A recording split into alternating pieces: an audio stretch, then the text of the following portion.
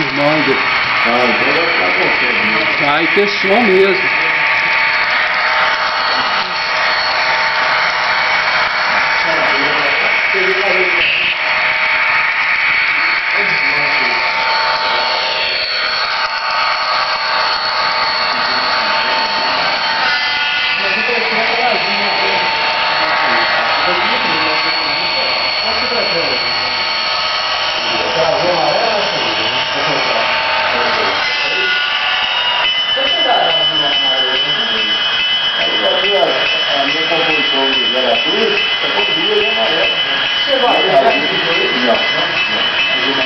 Eu lembro a amarela, ela azul com a frente amarela, isso eu lembro. Depois eu lembro da RS3 azul, depois eu lembro da Biriba já na rede ferroviária.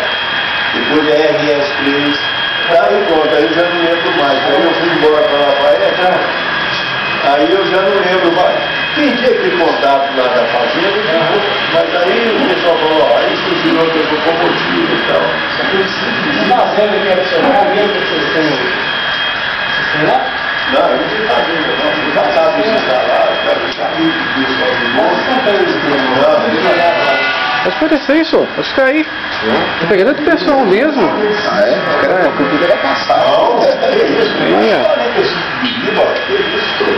Agora, assim, era distribuída no São Paulo, Rio de Janeiro, Belo Horizonte, entendeu?